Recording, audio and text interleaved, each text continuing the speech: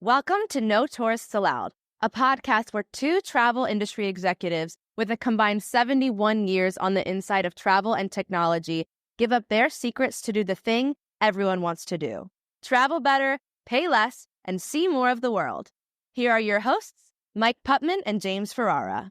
Hello, everyone. I'm Mike Putman. And I'm James Ferrara. Welcome to No Tourists Allowed. Well, we have our usual array of tips and information and subjects that we're going to cover with you on this episode. We hope you're having a good time. We're having a great season. But we have a very special guest with us that we're going to start off with this time, Mike.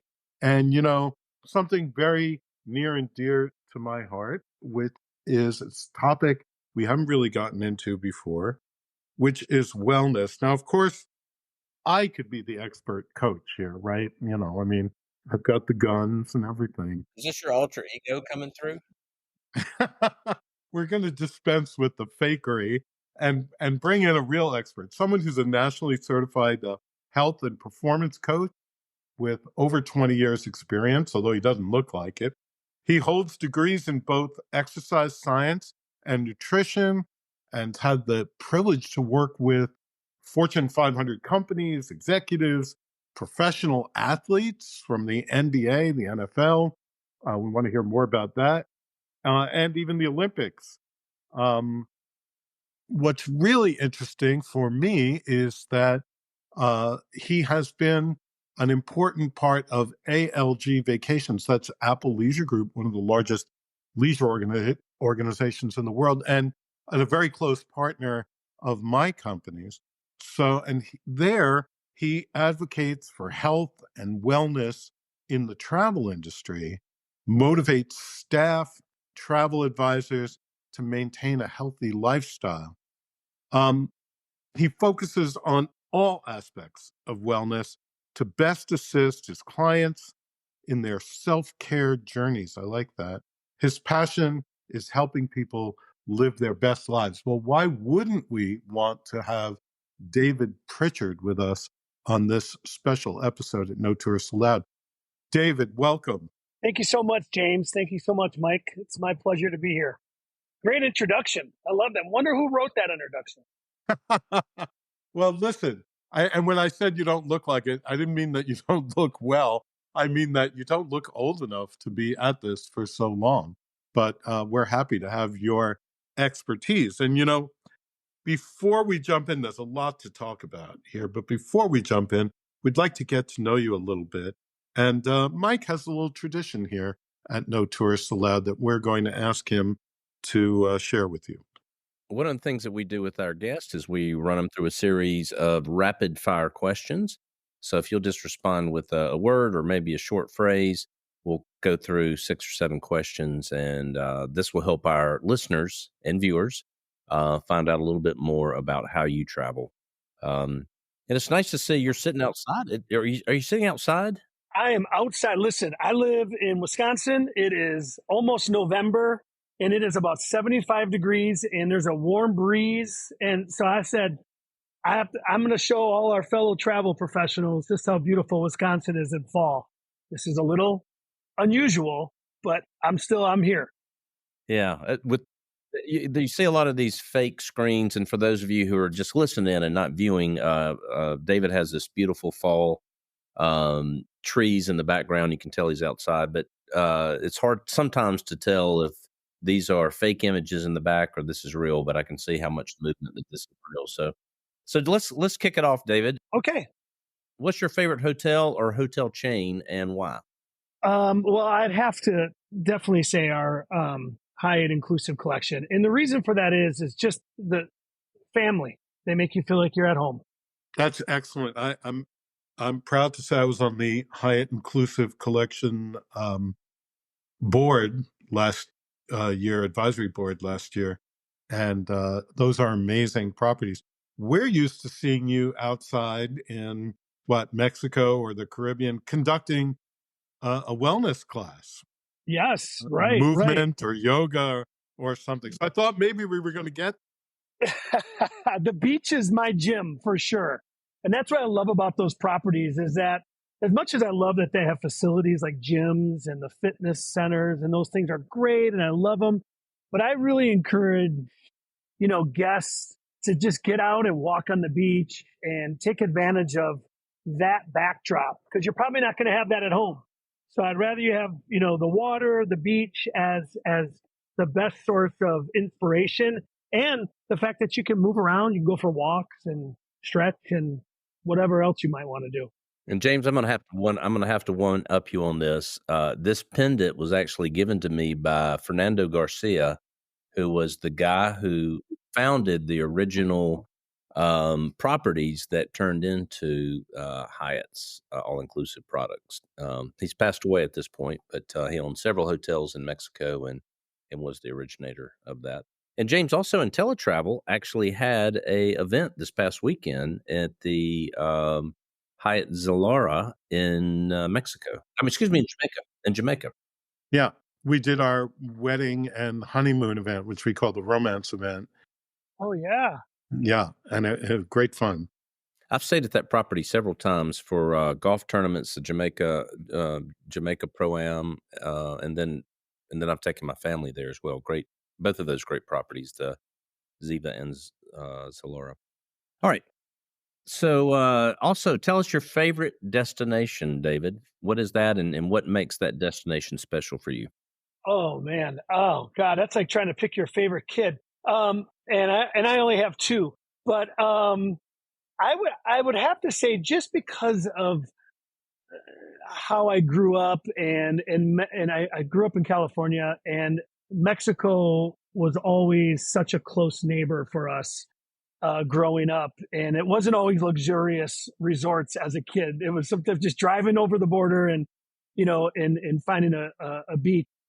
And so as I've gotten older and in the travel industry and being a part of it, going to Mexico a lot for work, I have just grown accustomed to just having so many incredible nurturing relationships there. And it really does feel like I'm going home. The Mexican people are some of the most resilient, passionate, and sincere people I've ever met. And I have to say, all of our destinations around the world, I feel that way. But there's something about Mexico just kind of gives me a little bit more when I go there. My heart is just a little fuller with the people, and it does help.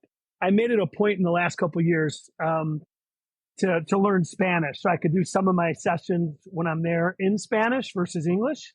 And they've certainly really appreciated that, and that has really deepened in my connection there. So I'd probably definitely say Mexico. It's great. Mike and I would tell you that we think it's a good tip anywhere in the world to attempt to use the language. It's a respectful thing to do, right? 100%. So, David, what's your favorite airline? I would say, just because I use them so much, I fly out of Chicago a lot. And so I fly on American quite a bit. And I've gotten to know, I'm on the same flight pretty much all the time, there and back. And I've gotten to know the crew. And it's something, that's what I think it makes our industry so unique. All of the different touch points that get us to destinations and gets us to travel, is all of those connections you make of companies that help get you there. And who would have ever thought? I mean, when I walk onto a plane and I'm walking in with other passengers, and they hear the flight attendant or even the pilot say, hey, David, how you doing? Nice to see you again. It kind of just stops them, because it's not like that for everyone. And I think that's the luxury of being in the travel industry, is that we get to nurture those relationships. We get to know all the different parts and pieces that go into travel. And so American is really probably one of those airlines that I really have a deep connection and relationship with for that reason. Got it. And when you fly on American, do you fly in an aisle seat, or are you a window guy? Oh, I'm an aisle seat. Yeah, definitely aisle seat. Yeah, I'm tall, so I kind of like having that control to be able to stand up and get up whenever I want. And so I definitely prefer an aisle. And do you check your bag, or do you carry on? Carry on. No checking along with now. At this point in time in my life, even with my kids, my family knows if it can't fit in a carry-on, we have to redo it. Yeah. Good. Well, great. Well, that kind of wraps up our rapid fire questions. Can you just give a brief overview to our audience, like what your job entails? What do you do? What kind of on a more practical level? Yeah, and I really do. And I know many people you might talk to at ALG, they probably say they have the best job in the world, but I really do feel like I have the best job in the world to be able to work with our colleagues and help nurture and elevate their well-being journey is one that is just is so fulfilling, and it really encompasses meeting our colleagues where they are. I mean, we have a very robust well-being program, everything from mental health, which we all know is incredibly important, to physical health, social health, emotional health, and really be able to, I really see myself as kind of that concierge of well-being for our company, and to be able to help steer our colleagues in the right direction, to help curate those support pieces that they need, that they're looking for, so that we know that they're always feeling supported, whether at work or at home or anywhere along their life journey. So I kind of really do see myself as that concierge, that coach, to kind of really, go along that journey with them in well-being from start to finish. So tell me a little bit more. What does that entail on a day-to-day basis? So, well, that's a great question, Mike. And when we think about, if you had asked me that question maybe 5.5 years ago, pre-pandemic, I would have said that it was a really in-office program, right? I mean, even though the scale of our company was still global, we really thrived ourselves on this experience-based well-being, right? How are we showing up for you at work? And that certainly still is the case, but we really had to pivot our program to more of a virtual program, right? We really had to pivot our program to a place where you were able to access support 24 hours a day, 7 days a week. And so, and we were already in the process of moving towards that platform, but we really had to fast forward that.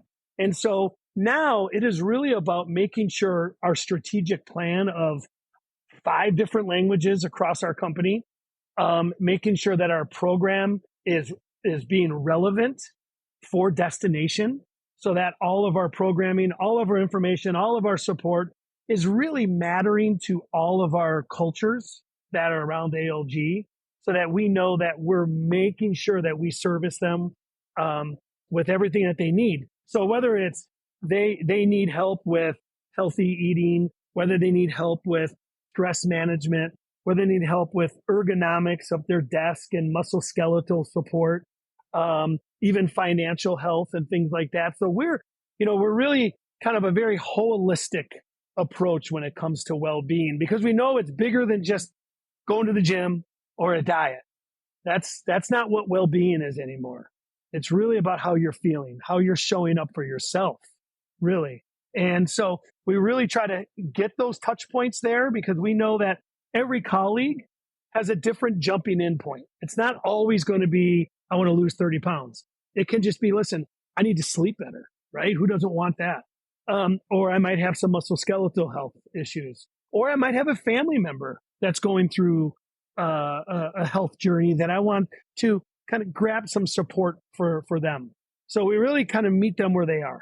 Wow, that's a really big goal, but all the good goals are really big, right? And visionary like that. And I always say in our businesses, an unhappy employee cannot deliver good service. So it's really important to help employees be whole people, whole, happy, fulfilled, safe people. So I really applaud you for that. It's a great philosophy. And James, that's a great point. When we even look at data, if we look at surveys over the years, we can actually connect our colleagues' health and wellness to how they're feeling and how then they're showing up at work. We know if their cup is full, then the guest cups are going to be full. And that's really important to us. I mean, our first priority is making sure that our colleagues are safe and healthy and fulfilled. And we know if we do that, then it's going to pass on to the guest experience. Yeah. Now, do you get involved in wellness for the guests also, David, or in those programs? Not as much. So I sit primarily on the colleague facing side, but just in my experience of travel and working with teams in destinations and having that experience, and then also seeing kind of the whole touch points and ecosystem of what happens at resorts and at properties, that I do find myself in meetings with our commercial team and collaborating on ideas and special projects, just because we really feel like those connection points. I mean, our colleagues are guests as well.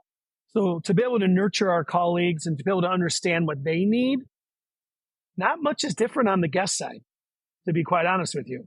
Yeah. And people really seek out this part of their lives and their persons when they travel. And for a lot of people, it's going to the gym at the resort or in the hotel, but it goes beyond that, right? I mean, I've had great experiences at Canyon Ran in the Southwest, doing Tai Chi early in the morning, incredible view of the desert. Like, wellness can be so many different things to people. What about you when you travel personally? Have you had good wellness experiences that you want to share? Yeah, well, I'll tell you, I have gotten to, and maybe it's because I have gotten a little older, and I've had some knee issues. I have gotten to fall in love with walking. I used to be a runner back in the day. I used to do some marathons and things like that, and I have really made it a point, if I'm going to travel, and whether it's international or domestic, no matter where it might be, I'm going to make it a point to get out there and walk. I mean, so so to go into a gym at a property or a hotel just doesn't excite me anymore. I'd rather get out into that neighborhood and that area. And I tell this, and I encourage this to not just colleagues, but even friends or family who are saying, "Where should I go? What should I do?" And I'm like, "Well, if you're going to go there, bring your walking shoes. Bring comfortable shoes. Get out there with the local." And try to find places that they're going to. And I part of me is planning. I love to research and I love to get in there and really find feedback and reviews on where to go, where the locals go.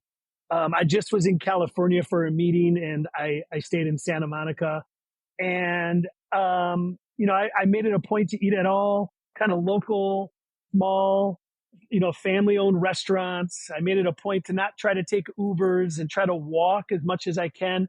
And it just allows you to see so much of the destination that you would never see. So back to your point, James, about wellness and well-being, I really do feel, it truly meets you where you are. I mean, it's a sense of peace and joy, and it's about being present. For me, is without getting too sappy, it is really truly my mission in this second half of my career is to help people live longer. That's number one. Absolutely. Live longer, live better. But number two is to help them become more present in their lives. Because I really feel like that is a big issue in our industry, especially, is the ability to just be in the moment, to just understand that, all of the things that, you're worried and stressed out about are worthy of your investment, of your energy. I'm not saying to forget all the problems, but I'm also saying to just take the time and reflect and to just be in the moment. And I surely, coming off of Ascend and having 1,500, travel professionals over the course of 3 days, and really forcing them to be present is not always easy. But, trying to make it a mission to really, tell them how important it is to put your phone away in a conversation, close your computer screen at a workshop. And I know the bookings are going to be there, the emails are going to be there, but to really allow yourself to learn and grow and make connections maybe you wouldn't make if that laptop is open or if that phone is in your hand. Yeah, well, that last point might be a little controversial for people, but as I travel around the world, I wish more people would pay less attention to social media and their phones It's a joyful thing, and I do post on social media, but I try not to let it take me out of the moment or to do it while I'm experiencing something. We have sort of Instagram kids all over the world who are running through fountains and taking photos and doing all kinds of crazy stuff, doing dances everywhere. And I think, right behind you is a 12th century church that's really cool that you should go see. And you're out here doing some kooky dance. But it's a matter of finding the right balance so that you can be present, right? And I think social media and our phones can take us away from that if we don't do it correctly. Yeah, and I love that. In my background, I'm a physical therapist. I have a master's degree in PT and kinesiology, and so I have made a living early on trying to get people to get stronger and get healthier. And the fact of the matter is, I really didn't care about if you were present. That wasn't a factor in my regimen with you. And when I think about now, and I think about especially our industry, we have really leaned into this work-life balance piece, and I don't believe in it, and I'm gonna tell you why. I believe balance is allowing you to celebrate multitasking, and I really feel like if we can shift into this harmony mode, and what harmony allows you to do, work-life harmony allows you to be in the moment of whatever you're doing and do it 110%. Like right now in this conversation with you both. I surely have about 50 emails waiting for me when I'm done, and I have a project, and I'm sure the both of you got a lot of other things going on. But to just allow yourself, and this takes a lot of practice, and I'm still not good at it, is to allow myself to just be 100% present in this conversation, give it 110%. And what happens is clarity and energy and creativity and just this sense of just like, this is what it is. Now that can happen in an email. That can happen on a call, in a meeting, in a booking, in a conversation with your kid, whatever that is. If you can shift this mindset of just, I'm doing this at 70, I'm doing this at 30, I'm doing this at 40, is not healthy for us. It really, really isn't. So if we can shift that mindset to be like, I am all in on this meeting. I am all in on this email, whatever that might be. It really gives you the freedom to enjoy it. And it gives you that peace of just being like, and then the work in that higher level quality work shows up. I promise. Yeah. I often think of multitasking as being mediocre at a bunch of different things. Yeah. Yes. Now, look, we didn't expect, I don't think, to have this conversation. I thought we'd be talking about Pilates and yoga. And so this is really cool and very much in line with the ethos here at No Tourists Allowed, where we like to talk to people about traveling in a different way, traveling in a more memorable, more authentic way, and not being tourists in the typical sense of the word. So this really does fit in with what we like to talk about. That's good. If I could just interrupt that for a second too. So James, I've been in the travel industry, supporting the travel industry for 17 years now. And I can tell you, I can count on my hands how many Pilates and yoga conversations I have had. And I swear to you, it is about stress. It is about money. It is about sleep. It is about, should I stay in the industry? I don't know if I can anymore. Those are the conversations. Those are the deep, relevant conversation that our industry is finally having now. It's about, hey, how do I thrive? I might need to lose a little weight. I got to get healthier. We're going to have that conversation. But it's about how to be more productive. How do I sleep? And how do I manage stress? And those are those meaningful conversations we're having now, because those are those conversations that are real. And not to say that Pilates and yoga isn't good for you. It is. Those are great tools that could help a lot of people. But I think if we're really trying to make a difference in our industry around health and well-being, we're having those conversations where we're really turning the light on, we're addressing the elephant in the room, and we're not shying away from it. Because that's what's really important. Because that's what's going to keep That's what's going to keep us better. I love that. Now, the question is, can we talk to the airlines and the airports about their end in all of this? Because, your company, my company, Mike's company, we kill ourselves to make the experience for our guests and our team members a beautiful one. And then we turn our guests anyway over to the airlines and the airports, and they get this just abusive, stressful experience, right? So we need to get you to consult for some airlines and airports, I think. Yeah, that's a tough one, right? When you've done all of what you can to create a magical and beautiful experience for your clients and the guests, and then it only takes one thing at an airport or whatever. And here's what I have told, and this, I don't know if this will resonate, but I don't know. I used to be a Midwest Express guy. I don't know if you remember Midwest Express back in the day, right? And so you'd get the cookie and you would get this, 2 and 2 seat. You're in business class, even though you're paying, economy fare, right? And when that changed into that airline went away, and then we went into just, kind of regular economy, and it just was the way of life. And I said, and I give this advice because I do travel a lot, is my expectations, not that I put them low, but I put my sights on what is really important to me. Right. And surely for the airline experience, for many people, it is important.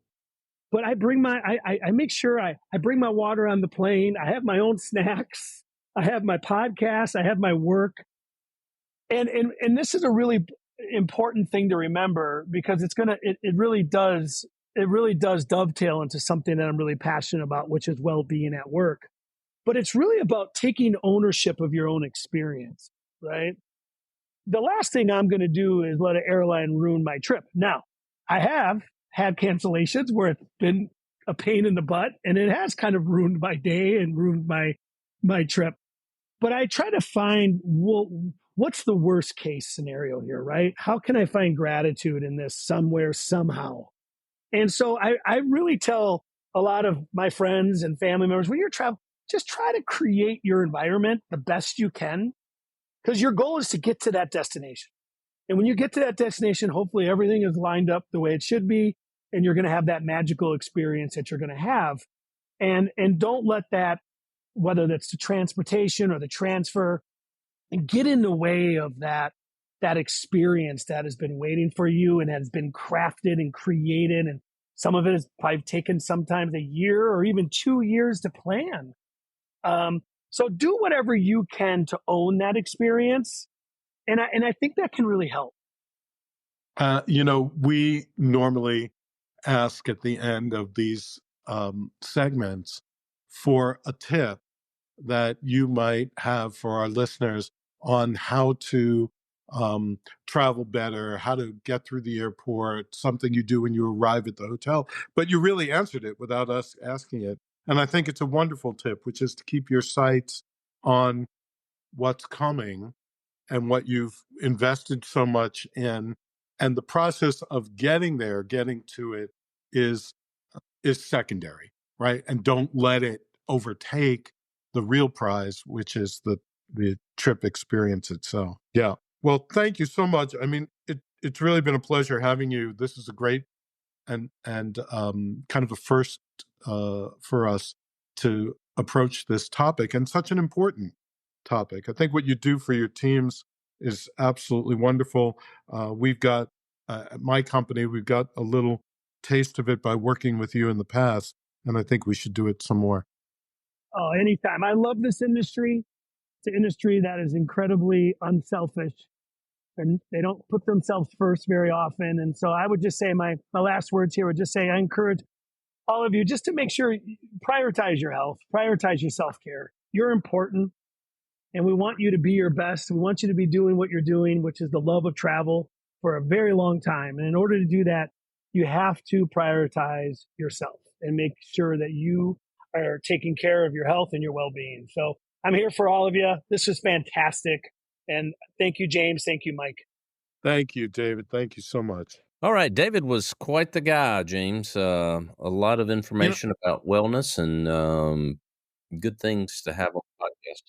It went to a place I didn't expect, Mike. Sorry, but he's worked with NFL players and Major League Baseball players. And I thought we'd be talking about that. Maybe drop some names. And I thought we'd be talking about, I don't know, pumping iron.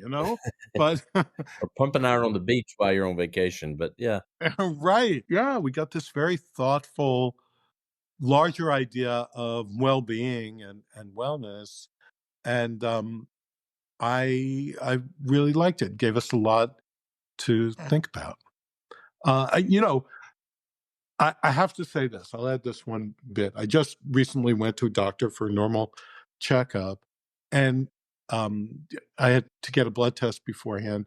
So he's looking at the blood results while I'm sitting there, and he says, "You've been traveling again." And I said, "Yeah, how do you know that?" And he said, "Well, where were you?" I said, "Well, I was at a conference in Italy and there's a bunch of other things." He said, And he said he could see it in the test results. My blood sugar was up, my sodium was up, my cholesterol was up, this, that. And he said, when you're traveling, it's really difficult to stay healthy. That you're eating out in restaurants, maybe overindulging. I mean, look, we were in Italy, like we overindulged a little bit. We had a antipasto board for 10 people for just the two of us. And you're sitting a lot. He said, "Oh, you're at a conference. That means you're sitting on your butt in a ballroom for, whatever." And he said, "You've got to try to push yourself to get your steps in, get exercise, to eat carefully, to do some things when you're on the plane so you're not sitting or laying down for 6 or 7 hours." It is something for us to think about, how to get wellness into our travel and how to protect our well-being, whether you're in the travel industry, like a lot of what David was talking about, or you're just a frequent traveler like we are, right? Absolutely. Absolutely. Do you count your steps on your app? On my watch. You Yes, do. I do. Mike is showing me his watch. I don't necessarily do it when I'm at home other than the weekends, but when I travel, I do.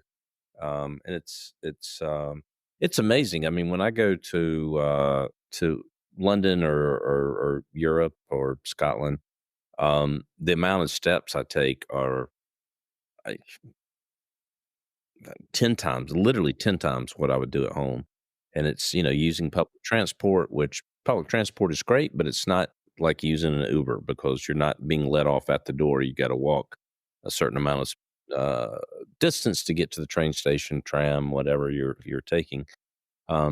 This whole thing about the Mediterranean diet, I'm not sure it's the diet as much as it is the Mediterranean exercise, because people live a little more healthy and not so much time in cars and more in public transport and walking around.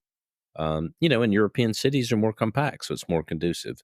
Walking around, a normal American, not a large city, it's going to be tough to get around.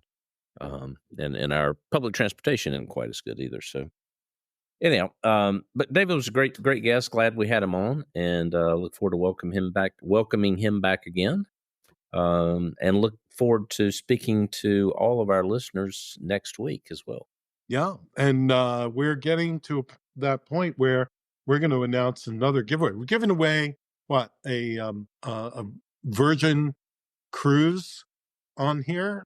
Virgin Voyage, 7-day for 2, and then trip to Jamaica, all inclusive. Right, a trip, all inclusive trip to Jamaica. So maybe next week we'll start to announce the next run up to a big giveaway. So make sure you're back with us. Tell your friends to join us.